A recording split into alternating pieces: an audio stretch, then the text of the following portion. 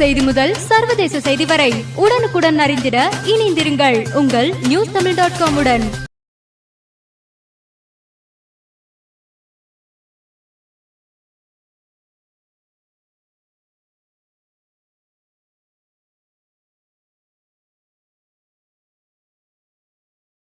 நிகழ்வு கர்ம சார்பாக நம்ம குருஜி ஃபங்க்ஷன் இன்றைக்கி நடத்துகிறாங்க. இந்த இது எனக்கு சமீப காலத்தில் ஹார்ட் அட்டாக் பிரச்சனை வந்துருக்குது. நான் அப்போ ஐயாவை போய் பார்க்கலான்னு நான் பல டைம் முயற்சி எடுத்தேன். ஆனால் எனக்கு அந்த வாய்ப்பு கிடைக்கல. காரணம் என்ன கேட்டிங்கன்னா, நான் இப்போ இருக்கிறது சென்னையில் இருக்கேன். நான் சென்னை பெருநகர் மாநகராட்சியில் துப்புரவு ஆய்வாளராக பணிபுரிஞ்சிருக்கேன். இப்போ நான் ரிட்டையர் ஆகிட்டேன்.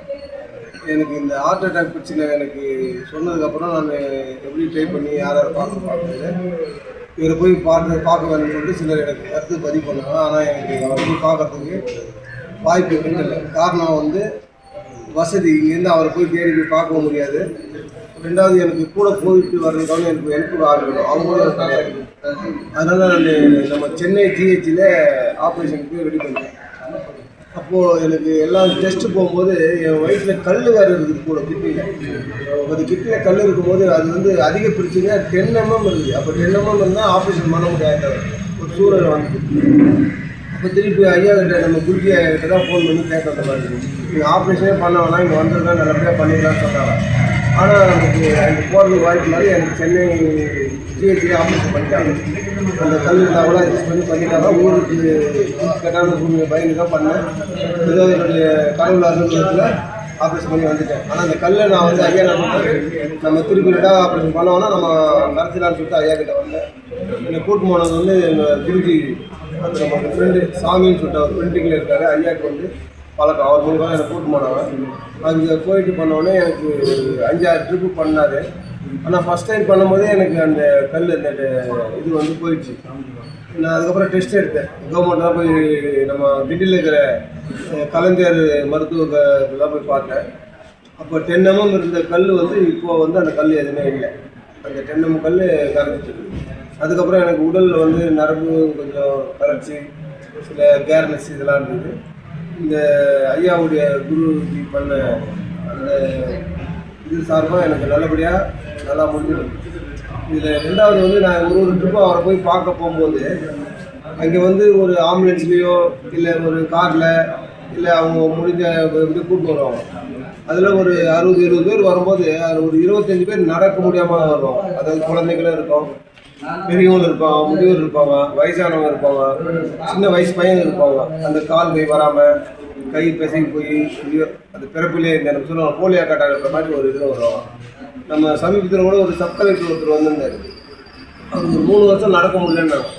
ஆனால் வரும்போது அவர்லாம் ஒரு ஸ்ட்ரெச்சரில் வச்சு தூக்கி வந்தாங்க.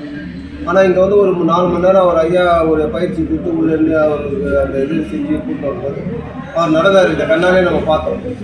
அது மட்டும் இல்லாமல் சில குழந்தைங்களும் அந்த மாதிரி இருக்காங்க. இந்த ஆஸ்பத்திரி இன்னொரு குழந்தை இருக்குது. அந்த குழந்தைங்க அவங்களும் பார்க்க வந்தாலும் அந்த குழந்தை பள்ளிக்கு போக முடியாது, பேச முடியாது, எதுவுமே தெரியாது. ஆனால் இன்றைக்கி அந்த பிள்ளை படிக்குது, செல் எடுத்து பேசுது, நம்ம கூட நல்லபடியாக நடக்குது. இந்த மாதிரி இந்த 6 மாதத்தில் ஒரு 2-3 நிகழ்ச்சி எனக்கு கண்ணால் பார்த்தேன். எனக்கும் மன நிறைவாக இருக்குது. அதுக்கப்புறம் எங்கள் பாட்டி, அதாவது எங்கள் அம்மா இந்த பாட்டி அவங்களுக்கு ஒரு 6-7 மாதமாக தொடர்ந்து வயிறு ரொம்ப ட்ரீட்மெண்ட் எடுத்து அவங்க. ஆனால் இவங்ககிட்ட 3 நாளில் அவங்களுக்கு ஃப்ரீயாக இருக்காங்க. அவங்களுக்கு வந்திருக்காங்க. எனக்கு எந்த வழியும் இல்லைங்க. நான் 2-3 வருஷமாக நமக்கு ஒரு நாளைக்கு 2 ஃபோன் பண்ணுவாங்க, ஐயா எனக்கு வலிக்குது சொல்லுது சொல்லுது. ஆனால் இன்றைக்கி அங்கே போயிட்டு வந்ததுலேருந்து அவங்களுக்கு நல்லா இருக்காங்க. இது உண்மையிலே ஒரு பாராட்டு விஷயம். இது இன்னொரு நல்ல ஒரு இது என்னென்னா, நம்ம இங்கே ஒரு பேஷண்ட்டு வராங்கன்னா அந்த பேஷண்ட்டு கூட ஒரு 3 பேர் 4 பேர் வராங்கன்னா டிரைவர் ஆட்டோவில் வந்தாலும் சரி, இல்லை வேனில் வந்தாலும் இல்லை காரில் வந்தாலும் அந்த டிரைவர் வராங்க. ரெண்டாவது அந்த பேஷண்ட்டை தூக்குறதுக்கு ஒரு 2 பேர் கூட போய் ஆகணும். அதுக்கப்புறம் அந்த பேஷண்ட்டுடைய மனைவியோ இல்லை அவங்க அம்மாவோ அண்ணன் தம்பியோ யாரோ வரோம், அவங்களும் வராங்க. அப்போ அது ஒரு ஃபேமிலியிலேருந்து 5 பேர் 6 பேர் வந்துடுறாங்க. அவங்களுக்கு ஃப்ரீ சாப்பாடு.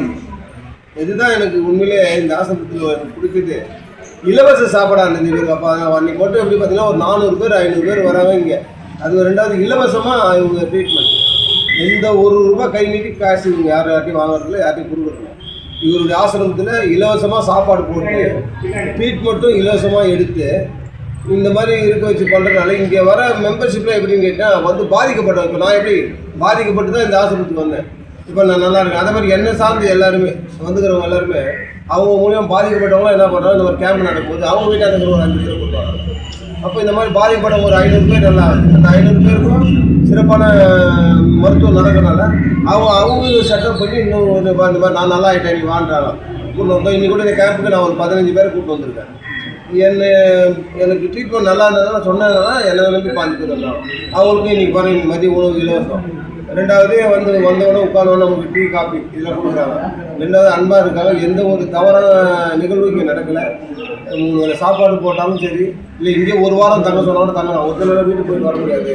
நான் பாண்டிச்சேரியிலேருந்து வரேன், கேரளாலேருந்து வரேன், இந்த மாதிரி சேலத்துலேருந்து வரேன்னு சொல்கிறாங்க. அவங்களாம் இங்கே குடியில் வச்சுருக்காங்க. இந்த குடியிலே தங்கிக்கலாம். அதனால் ஒரு வாரம் தாங்க நாலாங்கில போகும் இந்த குடியில் தான் தங்கினேன். 3 வேளை சாப்பாடு கொடுக்குறாங்க. இந்த மாதிரி நமக்கு நல்லா பாதுகாப்பு கொடுக்குறாங்க. அதனால் உணவு கொடுத்து இந்த மருத்துவத்தை கொடுக்குறது உண்மையிலே பாராட்டத்துக்கு. இதை உண்மையிலே நீங்கள் அனைவரும் இதை பார்க்குற நிகழ்வு பார்க்குற அனைவரும் இந்த ஆசிரமத்துக்கு வருகை தந்து உங்களை சார்ந்தவங்களோ இல்லை உங்களுடைய உறவினர்கள் இல்லை உங்கள் நண்பர்கள் இல்லை உங்கள் மாதிரி சின்ன குழந்தைகள் இதை ஆசிரமம் இதை தாய் தந்தை இல்லாத பிள்ளைங்கள் யாராக இருந்தால் கூட அவங்களை அனுப்பிச்சி விடுங்க. இங்கே அவங்களுடைய உடல்நோய் கேட்டு நம்ம ஆரோக்கியமாக கடவுளுடைய அருள்களில் கடவுளுடைய நம்பிக்கையிலே நம்ம எல்லோருமே சந்தோஷமாக நல்லபடியாக வாழணும். இந்த நாட்டில் யாருமே நோய் நொடி இல்லாத வாழ்வதற்கு இந்த ஆசிரமம் மேலும் வளரணும். அதுக்கு எனக்கும் என் குடும்ப சார்பும் அவங்க நன்றி சொல்கிறேன். உங்கள் சார்பாக நன்றி சொல்லிக்கிறேன். அனைவரும் வருகை தந்து இந்த ஆசிரமத்துடைய இந்த உடல்நிலை பாதிக்கப்பட்ட அனைவரும் வருகை தந்து நல்ல முறையில் ஆரோக்கியமாக செல்ல வேண்டும் என்று என்னுடைய பணியாளர் எனக்கு தெரிவித்துக் கொள்கிறேன். என்னுடைய பேர் மணிவேலு. எனக்கு சொந்த ஊர் கமுதி பேரையூர். ஆனால் இப்போ நான் இங்கே இருக்கிறது சென்னை தான். இப்போ இந்த சென்னை ப்ரோக்ராமுக்கு நாங்கள் எல்லாம் ஒன்றா சேர்ந்து வந்ததுனால இந்த மீடியாவில் பேச சொல்லுவாங்க. என் மனசில் இருக்கிறத உங்களுக்கு சொல்லியிருக்கேன். நீங்கள் அனைவரும் எனக்கு வருகை தந்து உங்களுடைய உடல்நலத்தை ஆரோக்கியத்தை பாதுகாக்கும்போது கேட்டுக்கொள்கிறேன். குருஜி அவர்களும் உங்களுக்கு எல்லா விதமான பாதுகாப்பு தருவார். யார் வந்தாலும் எங்கள் உணவு இலவசம் ஃப்ரீ, காசு யார்ட்டுமே வாங்கலைன்றது நேரத்தை பணியோடு தெரிந்து கொண்டு உரையை முடித்துக் கொள்கிறேன். நன்றி, வணக்கம். என் பேர் இயற்கை, என் மனைவி பேர். நான் திருமணம் ஆகாமல் இருந்து போன வருஷம் ஐயா குருஜி ஐயா பார்த்தேன். அப்புறம் திருமணத்தில் எனக்கு சைவத்தில் பொண்ணு வேணும், நம்ம விவசாய பொண்ணு தான் வேணும் அப்படின்னு ஐயாக்களை கோரிக்கை வச்சுட்டு போயிருந்தேன். மாதத்தில் ஒரு தடவை ஐயாவை சந்திச்சுட்டு போயிட்டே இருந்தது. எனக்கு இந்த பெண் எனக்கு திருமணத்துக்கு போட்டு அமைச்சிருந்தார் ஐயா. அதில் கூட நேரில் அவங்க வீட்டில் போய் 10 நாள் இருக்கிற வாய்ப்பு இருக்குது. அதுக்கப்புறம் அங்கே ஆசிரமத்திலே திருமணம் ஆச்சு. அதனால் திருமணம் ஆகாமல் இருக்கிறவங்க அனைவரும் சந்திச்சு ஆரோக்கியம், பொருளாதாரம், கல்வி, வேலை, திருமணம் இந்த விஷயத்துக்கு அவர்களை சொல்லி போனீங்கன்னா நடக்கும். நான் பயன்படுத்தி இருக்கிறேன். நீங்களும் பயன்படுத்தி இவங்களும் ஹெல்த் ரீதியாக மாத்திரை சாப்பிடுங்க.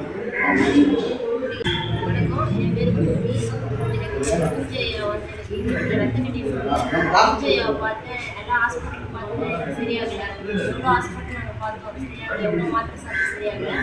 யூடியூப்பில் ஐயாவை பார்த்தேன். நேரில் பார்க்கும்போது தூத்துக்குடி மாவட்டத்தில் சைல்டு இருக்கார். சரியாயிருக்கு. ஐயா பார்த்தேன், சரி ஒரே மாதத்துல சரியாயிருக்கு. இப்போ மாத்திரை சாப்பிடுங்க. நாங்கள் அவங்க படித்தோம். ஐயா தான் எனக்கு காப்பாற்றுறாரு. எந்த விஷயமா கேட்கல. அவர் நம்பிட்டு திருமணம் ஆகாமல் போன வருஷம் திருமணம் ஆகாமல் நாங்கள் இருந்தோம். அவங்க மூலியமாக தான் நாங்கள் இணைஞ்சோம். திருமணம் ஆகலாம் அவங்களை பார்த்து சொல்லுங்கள். என் பேர் இயற்கை. உங்கள் தேடிய அவர்களை சொன்னீங்கன்னா நிறைவேறும். நீங்கள் போகலாம் போய் பார்க்குறீங்க, சொன்னீங்க உங்கள் வாழ்க்கை மாறும். சந்தோஷம். இது போன்ற நிகழ்வுகளை உடனுக்குடன் அறிந்து கொள்ள newstamil.com-க்கு சப்ஸ்கிரைப் பண்ணுங்க. கீழே உள்ள பெல் ஐகானை கிளிக் பண்ணுங்க. உடனுக்குடன் அறிந்திட இணைந்திருங்கள் உங்கள் newstamil.com-உடன்.